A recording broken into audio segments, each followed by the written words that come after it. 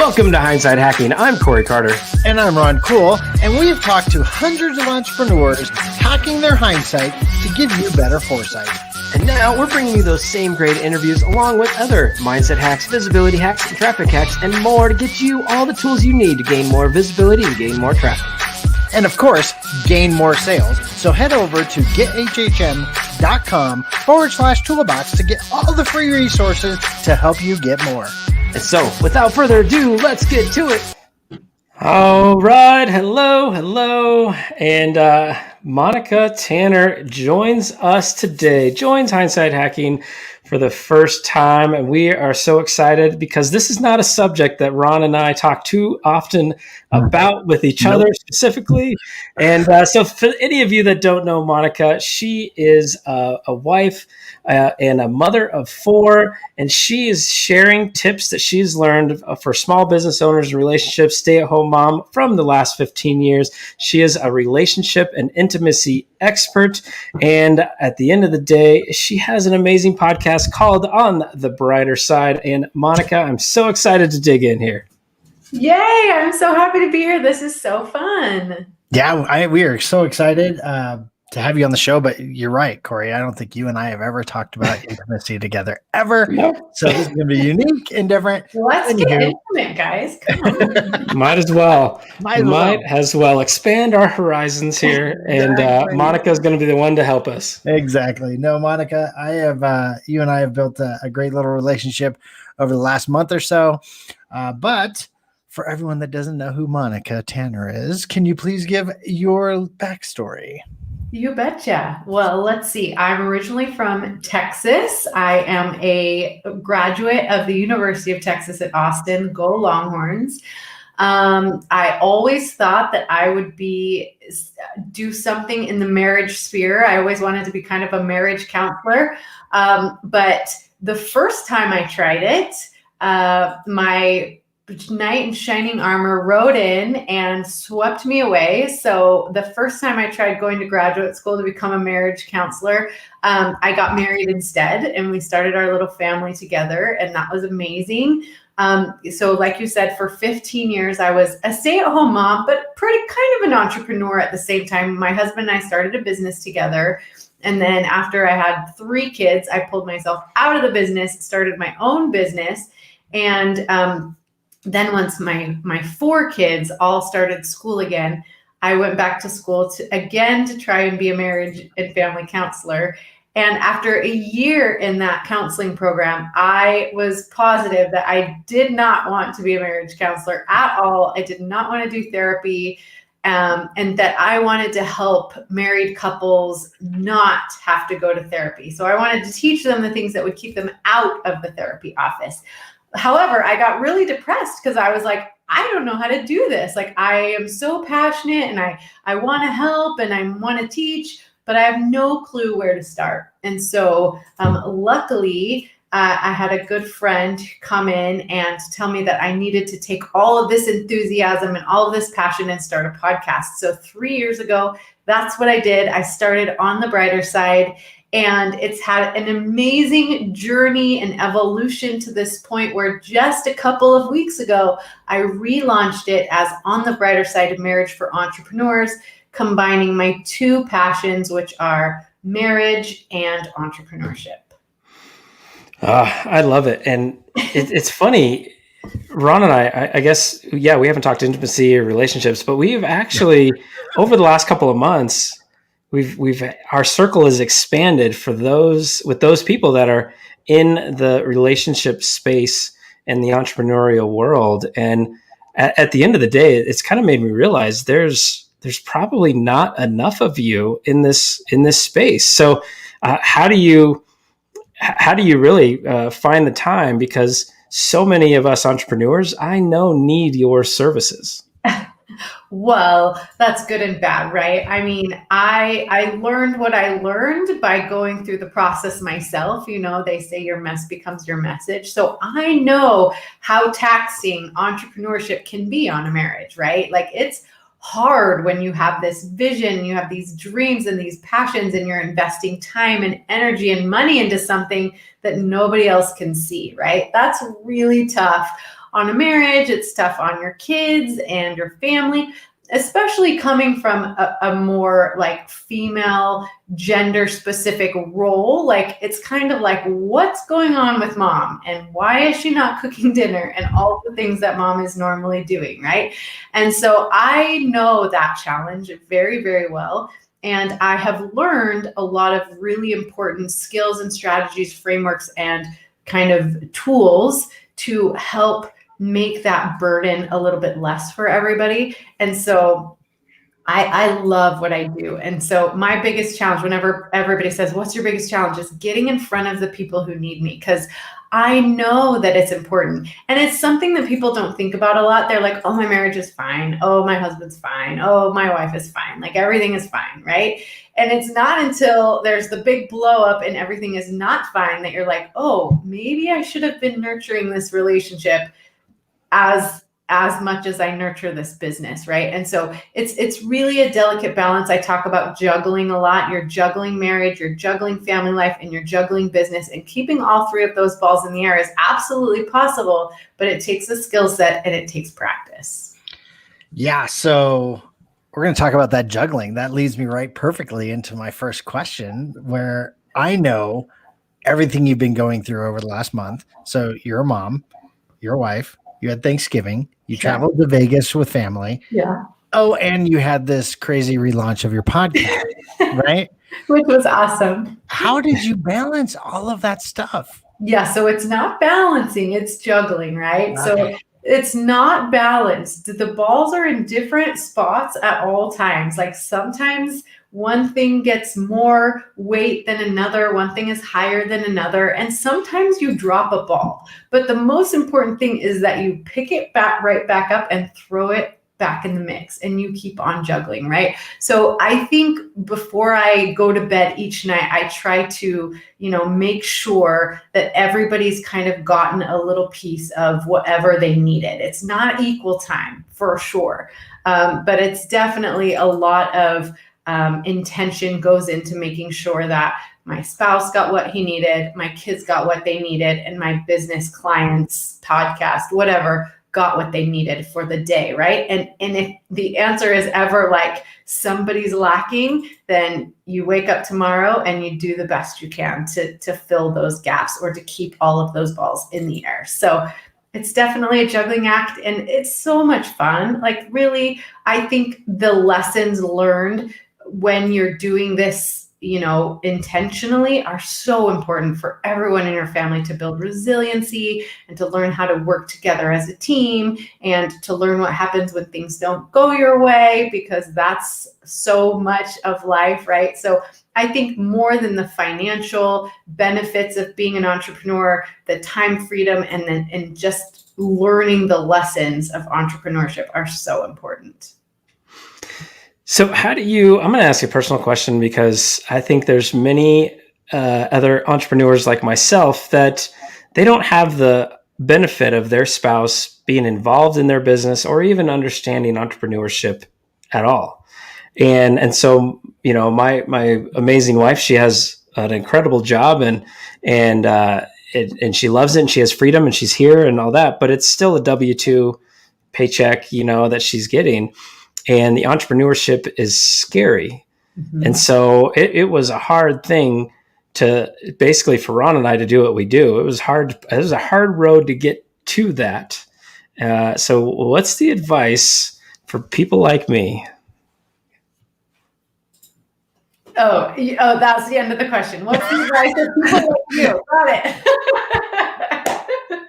Okay. Well, Corey, most of us are not in business with our spouse, right? So like I would say there are some couples that work together in entrepreneurship, and that's a unique set of challenges. But most of us have a spouse that does something else while we're doing entrepreneurship. So I think that my biggest advice for you, Corey, is to get vulnerable, is to share all of the things about your business with your spouse, but not to mistake her lack of passion for your passion as a lack of support.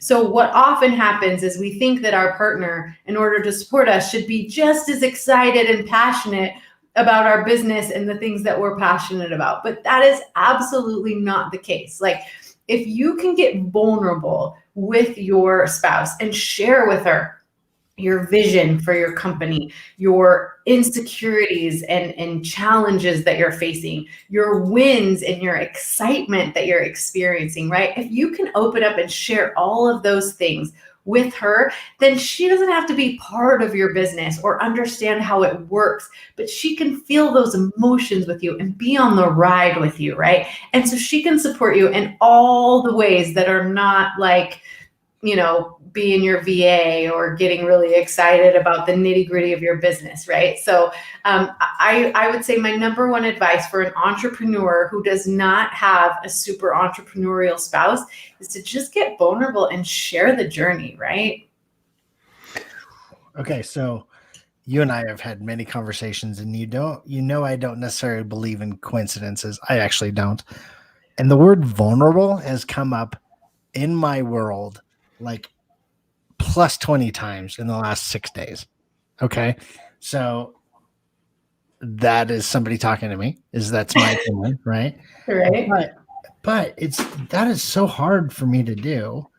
How do you help someone like just be vulnerable? I mean, I want to be, I guess. Maybe I don't want to be. Maybe that's the problem. Maybe I don't really want to be. Right. But how do you help people like do that?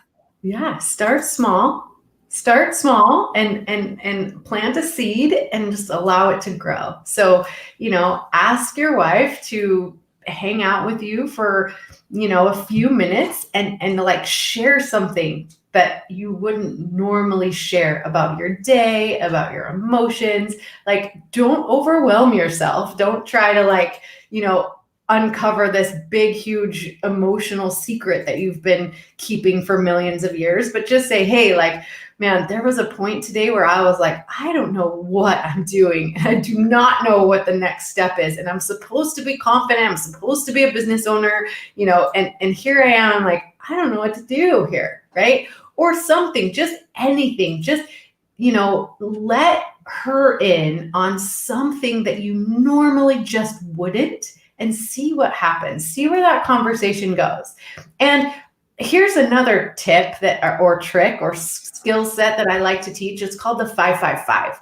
So for a lot of my couples that are like, they don't want to get vulnerable and they're like, oh, I don't want to have this conversation because it's going to go on forever. I teach them what's called the 5-5-5, where you set a 5-minute time limit and you just get 5 minutes. So you talk for 5 minutes, your spouse talks for 5 minutes, and then you discuss for 5 minutes. And at the end of that 15 minutes, the conversation is over. If you want to revisit it at a later time, you totally can. But if you find yourself really nervous and like feeling like this is going to be overwhelming for me to get vulnerable, then set a time limit and be like, we're going to do a 5-5-5. I'm going to get vulnerable for 5 minutes. Now you can talk, you get to share for 5 minutes. We'll discuss it for 5 minutes, and then we're going to be done.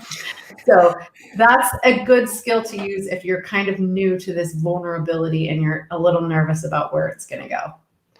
It's funny. So many of the path and the journey of entrepreneurship in the social realm, if you really want your customers or your clients or your people to follow your journey and to truly become those dream clients, those dream buyers, like vulnerability is the thing, is that you've got to, solve. You've got to share that journey. And so it's funny to think about. It's the exact same in the house, right? Like that's right in front of us.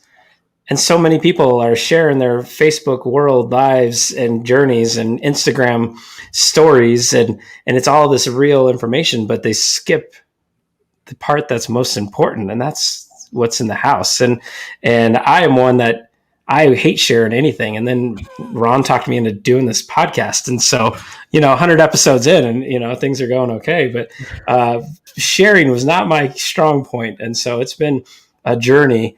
And I know for a fact sharing within the house has been it was challenging and it's gotten better and it's all work. Like you just have to work on it. And so I love that you said, just do a little bit, try one little bit. Don't go crazy. So I love that. I love 5 for 5 for 5, 5, 5, 5. Yeah. All right. So another thing you mentioned earlier, Monica, is intentionality. Walk us through, like, what's that look like when you're teaching your people? Just what's the intention that you're trying to get them to show in their home or in their relationships or anything like that? Oh gosh, well, there's so many layers to that, of course. But I think the first thing is you got to figure out what you really want. Like, what is it that you really want? What is it you want out of your marriage? What is it you want out of your family? And what is it you want out of your business? You've got to put those things into words, and you've got to be able to put like a tangible goal to those things, right? So for me, it's semi-tangible, but like for me, my vision is to be at the top of my mountain, whatever that is for you, to be there at the top of the mountain, hand in hand with my partner, my husband, the person I love more than anyone in the entire world, right? And but what I'm so excited about is to look out over all that we've overcome and accomplished together, right? So there's going to be those landslides. There's going to be, those jagged rocks that stick out. There's going to be those prickly bushes that we had to get through, right? It's not a perfect journey, but it's about the whole entire journey and all that we were able to do together, right? So that's kind of my vision, my intention, and everything else flows backwards from that. So how am I going to get to this top of the mountain? How am I going to, what are we going to do when it snows and we don't have our coats? Or, what are we going to do when it's, 1,000 degrees and the oxygen level is, not enough? Like, there's going to be all kinds of challenges and things in life, but I know with all of my heart that I'm going to get to the top of that mountain and I'm going to be there with Ben, and we're going to look out and we're going to be like,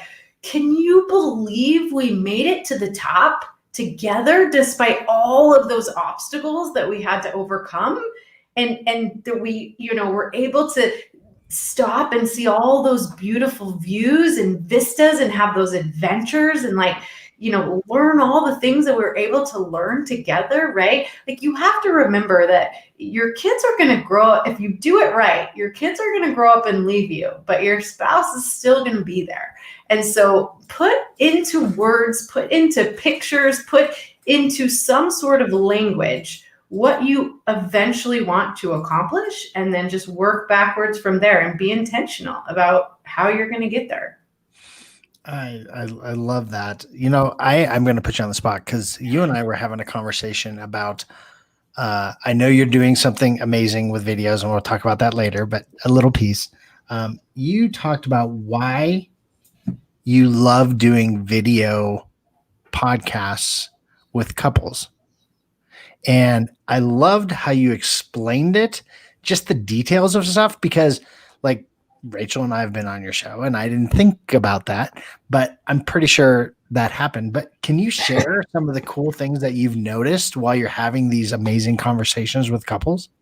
Yeah, so I love doing these interviews with couples. And of course, on a podcast, on a normal audio podcast, you don't get to see all the nonverbals. You don't get to see all the little idiosyncrasies inside of the relationship that just make it so special. So when you're interviewing a couple and you ask them a question that is emotional or has meaning or brings them back, what you can't see when you're not on video is the way they look at each other, or the way, somebody puts their arm around the other, or, just the emotion on their face and things like that. And so I love seeing these couples, because what I pride myself on is taking a different angle to interviews. So I don't typically ask them, the normal questions that they get asked on all the business podcasts that they go on because they've been successful or whatever. I like to ask them about their journey, about their failures, about their challenges, about their wins, about what it felt like and what they learned and those types of things. And you get a lot of emotion when you ask those types of questions. You get, kind of the memories that come. And so, I mean, that I interviewed the Brunsons, and he is a very public figure. He tells a lot of stories all over the place, from stages, on his podcast. He has a lot of opportunities to tell kind of the stories of his life. But when I interviewed the Brunsons together, it was only their second interview ever together. And like, they were telling stories that I had not heard before. They were talking about, the Christmas when he like wanted to buy her a couch, and like those kinds of memories that just, you see the way they look at each other when they think back on those moments. And that is the stuff that is priceless to me. Way better than, this is how I described it this morning. I love a good reality TV show. I mean, give me The Bachelor anytime, right? I love watching The Bachelor. But what I love way more than watching a young dude date 25 girls is seeing a couple in real life who has literally like overcome all of these different things in life. And they're talking about what they've learned and their experiences and how they've grown together and the memories they've made. That is like true reality TV to me. And I would pick that any day over The Bachelor. Love it. Love it. And so for anybody that hasn't caught that episode, they need to go head on over to your podcasts on the brighter side and follow up. For all of us business entrepreneurs that sometimes miss the journey, the failures, or the feelings, sometimes it is good to stop and just circle back and get vulnerable and share, right? Share with the spouse, share with the one that you're supposed to be sharing with. So I'm going to ask you our one question that we get to ask everybody, all about hindsight. And, so hindsight's 2020. We know if we could go back, things might be a little different, might be a little better, but you might miss some of that journey if you fix things. So I would love to hear, if you had that ability to go back, give yourself a little advice, a younger Monica, a little advice. What advice would you give? What failure would you try to skip, or what feeling would you try to embrace more of? Yeah, this is actually a very interesting question, because I wouldn't change anything. I mean, I wouldn't be here today without all of the experiences I've experienced, right? So I wouldn't change anything there. But the advice I would give myself is to keep a journal. So me speaking this out loud, it means that I need to actually literally do this. But I would journal better and record all of those things, those moments, those memories, those difficulties, those wins, right? I mean, I can look back now and the big ones stand out to me, but there was lots of little moments that I've lost, in translation, that I wish that I had kept a journal and been like, this might be important to me later, or, this is a little moment that I never want to forget. I think so. I've tried to journal a couple of times and I really stink at it. Like I bought a journal. I was really excited about it. And this was 10 years ago. My wife and I, we were going to start journaling, and we were cleaning our room the other day, and we found it unopened and in its wrapper still. So we've done a great job for the last 10 years. Yes. But I know you have some exciting stuff that's coming. What's coming up for Monica? Well, lots of exciting things. You're right. So we just barely launched the podcast. And what's happened is I've had the opportunity to, like you said, interview these incredibly successful entrepreneurs who have such great stories and such great moments with their spouses. And so I'm going to be launching what I'm calling On the Brighter Side Vault, where you can find these video interviews with really successful entrepreneurs. I'm also going to put some trainings in there, lots of like fun things that I offer that are bonuses, like what I've learned from these different entrepreneurs and things like that. So I'm really excited about the vault. And then quickly after that, for Valentine's Day 2021, we'll be launching the course, which is I love talking about training in the art of sexpionage, but that might be an episode for later. But the skills and frameworks I teach are called sexpionage. And so my course that's coming out right around Valentine's Day is called Training in the Art of Sexpionage. I love that word. I want to work that in somewhere in my day today. Yeah. Nice. So is the goal?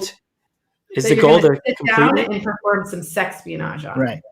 Rachel and I are going to have a really deep conversation about sexpionage really soon. So is the goal for that sexpionage course to complete it by Valentine's Day or to start on Valentine's? No, it will launch around Valentine's Day. You will be giving your spouse the gift of sexpionage for Valentine's Day. Perfect. Okay. So beforehand, so you're ready to go on V-Day. Yes. Yes. Ron and I will need to be there. Probably not together, but at least. Hopefully not together. At least with our spouses. So, all right. Do you have, I thought I saw somewhere you have a challenge, like a 14-day. Is there a 14-day challenge or something? Tell us about that. If it's still.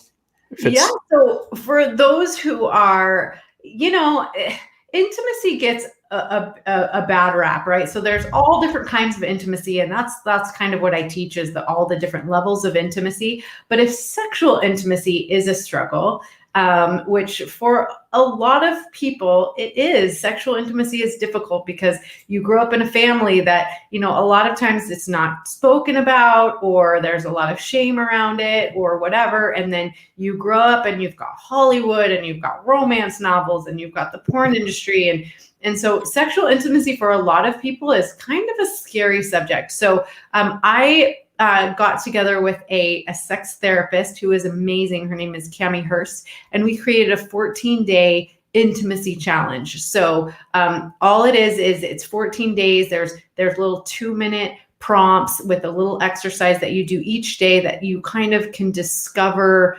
your different preferences around sexual intimacy. And it's really fun. So that's on my website. And so it's a great starting point. So you can learn more of the deeper sexpionage stuff. Isn't Valentine's Day on the 14th? Uh-huh. See, so someone could actually do that cool little challenge for 14 days and then go right into that. Yeah. That's a great, because the challenges, towards the end of that get really fun. I wrote it down. I'm really excited about it. Hopefully Rachel's excited about it. We'll see. Yeah, hopefully. Do it together. That's even fun. She's probably walking around just hearing bits and pieces of this and what is that? What are they talking about downstairs? She's going to be so excited for the 555 you guys are going to have tonight. It's going to be great. Oh, it's going to be great. We're going to be talking about that for sure. All right. So all right. We have Valentine's Day coming up. You're working on the vault. You have the sun in your eye. It's all good. What made you decide to do the vault? Well, like we just talked about, I get the benefit of interviewing these amazing couples a lot of times in their homes. The Russell Brunson and Colette Brunson interview it's in their home, in their basement, and in one of their family rooms, right? So I get this inside peek into their most intimate life, and they're telling their most intimate stories, and it's such a great interview for any entrepreneur to get to hear kind of their journey together, right? And so I realized doing all these interviews with all these incredible people, I'm sitting on a landmine, but you can't see that stuff in the podcast. So I wanted to make it available. The other thing is I'm doing lots of interviews. And so I just don't have the bandwidth to publish as many interviews as I have. And so I wanted to give everybody access to these incredible interviews, to these lessons, to these moments. So it was just too good to keep to myself. So I wanted to give everybody access to it. And that interview, there's stuff that I've never heard him talk about, right? Because I've seen that. And there's pieces that I have actually been I learned so much for that interview. It's so ridiculous. I've been talking about a couple of parts that he talked about, and I'm going to share one little piece where he talks about, have you ever had an idea? Because it's happened to me where you've had an idea and then you don't act on it. And then 2 months down the road, the idea is out in the world because someone else acted on it, because God wanted it out in the world. He gave it to you and you didn't act on it, but someone else did. And I was like, oh my gosh. That's a really good part of that interview. I loved that. Oh my gosh, I love that. But there's so many pieces like that. Like, you got to get in the vault. You got to see the whole thing. It's an amazing interview. Fun stuff. All right. So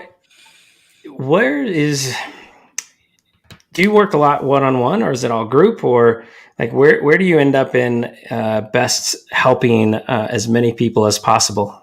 Yeah, I don't do a lot of one-on-one. It's not my favorite. Maybe it's a little too much like therapy. I don't know. But I have had group coaching programs in the past. I've taken a break from those group coaching programs so I can develop this course, because I think that it's so important for everybody to have this foundation and these skills. And then I will probably have some sort of a group coaching membership where you can, once you have the foundation of all of these skills and intimacy skills that I'm teaching, then you can come and like really practice them and like learn about them. But I don't do a lot of one-on-one work. That just is I think that, yeah. I just don't. Yeah, I think it puts you in a different, it becomes different than what you're trying to build. Yeah. It's more of a couch situation. The incredible thing about a marriage is it's so personal, and nobody can do that work for you. I mean, you hear in business, there's the done for you, or there's the done with you, or there's the done for you, right? You can't do a marriage for you. You can't even do a marriage with you. Like, so there's not really those options for me. I can just teach people about marriage and really important principles and show them what other people have had success with. And then they have to, like, the onus is on them. I can't have an agency where it's done for you. So if only that would be the magic pill right there. Be crazy right exactly. there, right? I can't do the marriage for you. You have to do the work. And it's kind of unlike any other area of your life. Like, but at the same time, it is exactly like every other area of your life. Like, if you want something, you've got to get the skills. You've got to develop the right mindset. You've got to make some decisions, and you just got to do it, right? Nobody can really do anything for you. But especially in the case of marriage, it's really definitely more an intrinsic desire thing to get the skills and to practice the skills and to implement them in your marriage. Yeah, definitely. I need help practicing that marriage thing. No, I've been blessed. I have a beautiful wife that we've been married 14, been together 19 years, and two amazing kiddos. And your ideas, your dreams, they ebb and flow with things that are on the same page, right? Like, your desires go one way at different times every now and again. So what's the advice to keep growing together and not necessarily growing apart? Because again, I know everything takes the work, right? Like, you got to put in the work to stay together. But what's your advice to keep in that growing together mindset? Yeah, so I love that, because you hinted on like a concept that I call differentiation, meaning like she's kind of growing in one area as you're kind of growing in another, right? I think that exactly that is what brings passion into a marriage, right? You get really excited about, podcasting and business development and growth, right? And she might get really passionate about running and, making healthy meals or whatever it is that she gets passionate about, right? And it's the ability to get vulnerable and share those passions with each other, not necessarily have those passions, right? But to share them with each other. Like, why do you get so excited about podcasting? Being able to share, like, what is it about podcasting that just, gets you excited to get up every morning, and being able to share that feeling with your spouse. Even if she doesn't share that at all, right? She can understand your excitement about it by how you share those things with her. That is so true. So when it brings me to a story because my wife loves working out, like that's a passion of hers. Yeah. And when we were dating, I used to work out a lot more than I do now. It's like 50 pounds lighter than I am now. But we were working out, and she works out a lot more than I did. So there's a escalator like workout thing at the gym, Yeah. and The so Stairmaster. yeah, Stairmaster. Yes. Okay, that thing. Never and ending stairs. yes. So yeah, the never ending stairs. And she goes, all right, so I'm gonna do this. And so we were doing it, and she's like, I was like, I'm gonna do it with her, no big deal. And she went like 15 minutes forward, 15 minutes sideways, 15-minute backwards, 15 minutes sideways the other way, and 15 minutes. It was like an hour and 15 minutes on this stupid machine. And I looked at her, I was like, you know, if you don't want to date me, you don't have to kill me. I'll just leave. So just let me know because this is painful, right? But I've come to realize like she's happier when she has time to do that. So I try really, really hard, and I've been bad the last week or so when the kids have been home. But I try really, really hard to give her that time so she can be her and do stuff for herself, and that way she can feel better about what she's trying to do too. And what I love about that, Ron, is that's good for you and it's good for her and it's good for the kids to see you guys making those sacrifices for each other and supporting each other in those ways. It's awesome all around. Everybody wins. Yeah. So, with your 4 kiddos, I don't know if they're all home all the time with you guys, like my kids are. But how has that been this year? This year, with like there's less ability to go on date nights, at least to go places. In the summertime, at least you could go outside more.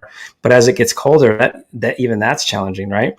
And so, how do you make the time to get away and be sane with your spouse as well as the 4 kids? Because with 2 kids, it's challenging. I can't imagine 4 of them. Yeah. Well, you get to be creative. Like that's like COVID and cold and all of those things. Like those are, some of those, obstacles that you find on the trail when you're climbing that mountain, right? I mean, it's part of the journey, right? And so you get the opportunity to be real resourceful and real creative. And if you're having trouble thinking of date nights or how to get that going, you talk to people, you talk to, other couples who have figured it out or could help you or those types of things. So resourcefulness and creativity, that's when this is built, right? That's when that's when you're made, right? Like I've been thinking a lot about the analogy of coal becoming a diamond, right? Mm. It's so weird because we were sitting in church the other day and my 9-year-old was playing with my ring. And he was asking me these questions and he's like, Mom, did this used to be coal? And I was like, I think that it was, right? I think that diamonds are made from just extreme pressure. And you think about coal, and if you touch, if you're playing with coal or touching coal, it's rubbing off all over your hands. It falls apart. It's not very solid. But under all of that pressure, it becomes this beautiful diamond. And you're not going to rub anything off of a diamond, right? I mean, it is solid. And so, these times like this where, we're have very little control over, the outside forces of Corona and all of those things. What we can control is our thoughts, our opinions, our creativity, our, who we want to be and how we become that person, right? And so that's how you create a diamond. So, I mean, I love, not that I love all of, what's happening in the world, but I love the opportunity that we have to become stronger and more resourceful and creative. No, I think that's a great analogy, actually. Especially what's going on right now. You have the opportunity to crumble or become this amazing thing and reinvent yourself in a different way. So I think that's huge. What do you think is holding most people back from being their most authentic self? Fear. Ooh. Yeah, I wasn't prepared for that question. I wasn't. I don't even know where that question came from. People Just are to be afraid completely of. honest. I think people are afraid of what would happen if they just were genuinely themselves. Yeah.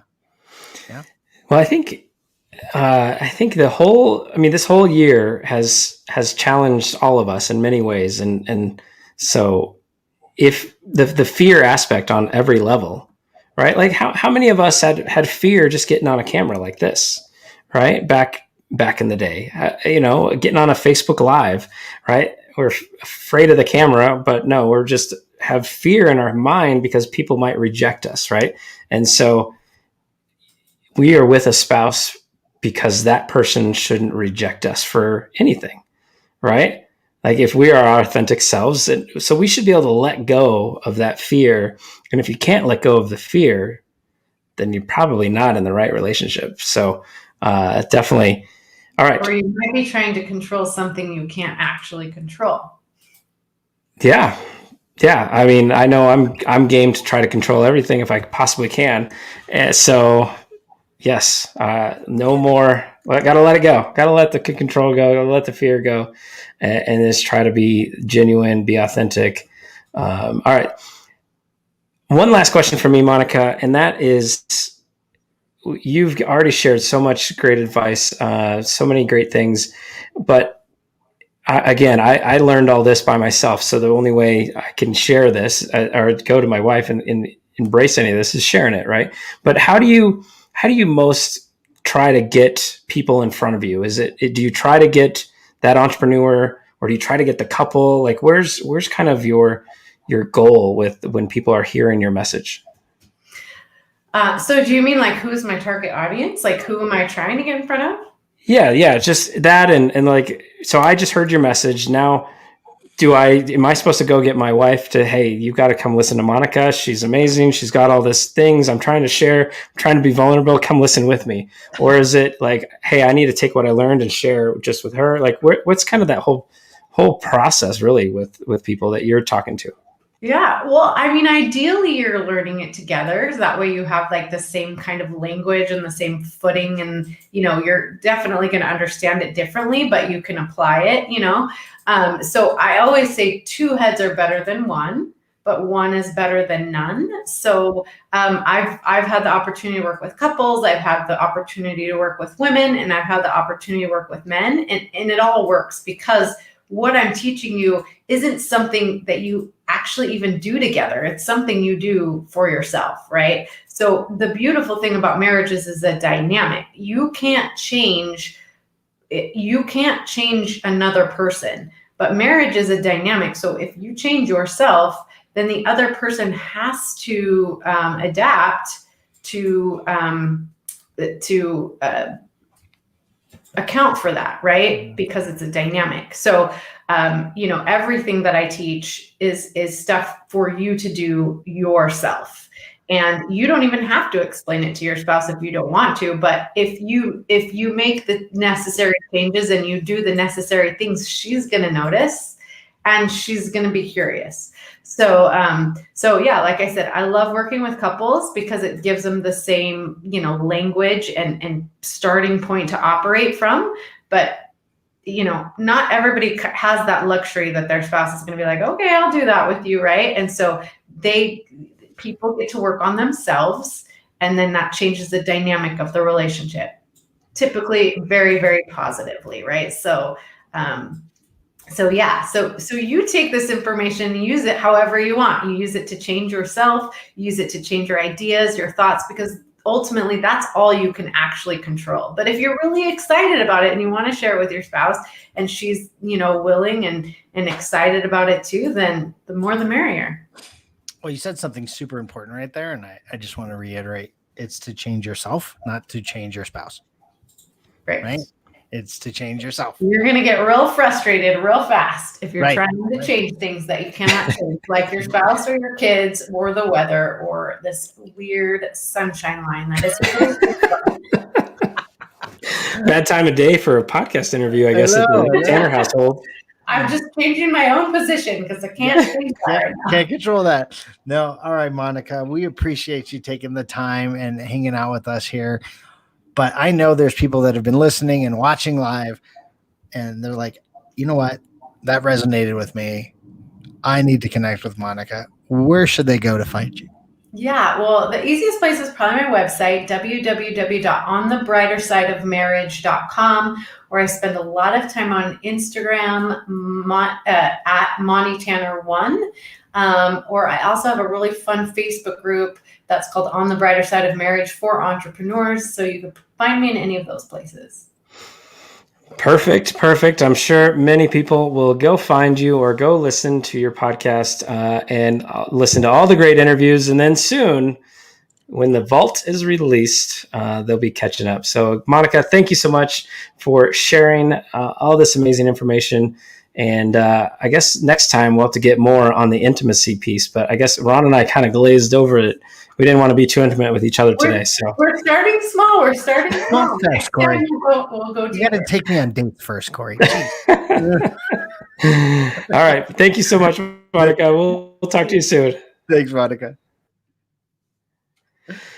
All right, everyone. Ron, this is funny. I feel like you talk about no coincidences, right? But we seem to have surrounded ourselves with several people talking about the relationships and how goes hand in hand with your business. Like you've got to have a strong relationship. I mean, we're all about partnerships, so everything that anybody that's focused on marriages and those kind of relationships, like it all works. Like it all works for our partnership and for others that want to have great relationships in the business world. Like it's still the same. You've got to share. You've got to be vulnerable. You've got to be genuine, right? You've got to get over the fear. Like it's all kind of hand in hand. And so it's kind of funny that we've been pushed this way over this last month. So I love it. Yeah, it's actually really crazy. Looking back and looking at the people that are around us, it's like, wow, we better have a good marriage or. Yes. All right. So what are your takeaways today, man? Well, the one that I loved, and I don't think I've ever heard it put this way. You know, I've heard of the spinning plates or balance, work-life balance, blah, blah, blah, blah, blah. But the juggling versus the balance piece, like I love that. And then, yeah, when you're juggling, something's going to drop, but there's still some other balls in the air. You can grab it, throw it up there and go, right? So you can keep going. So I love the juggling versus balancing. And I loved how she said, hey, sometimes there's one ball that might get a little bit more attention than the others, but they're all getting something, right? So I thought that was awesome. And I'm going to talk about intentionality and the time being intentional and making sure, you know, I try really hard to just like map out things on my calendar that I never would have done before. Right. And so there's an intentional time. So Rachel gets time to work out. There's intentional time that I get to work out. I just don't do it. So that's a different conversation for a different day. Don't judge me. But intentional time. Perfect. All right. And then for me, the differentiation can actually bring passion to the relationship. And again, I see this as for our relationship and as well. Like my strength is not graphics. It's not that stuff, but you get passionate about it and you bring it over. Right. And then we start talking about it. I'm like, yes, I like the last 12, but it's great because you're sharing it. Right. And same thing for me. Like when I'm looking at a funnel, I'm like, oh, I'm really proud of this one. I love the way these elements worked. Right. Like it's kind of fun, but more importantly, that the relationships in the home, everyone should be growing. And even if you're not growing the exact same things, just bring the passion to your spouse for whatever you're learning, whatever you're teaching, whatever you're doing, to actually bring passion to that relationship. So, all right, everyone, thank you so much for listening in today. The great Monica Tanner joined us. And if you caught the live, fantastic. You're in the Facebook group. Oh, if you're not in the Facebook group, come on over, facebook.com/groups/now22. Guys, thanks for being the best part of the Hindsight Hackers community.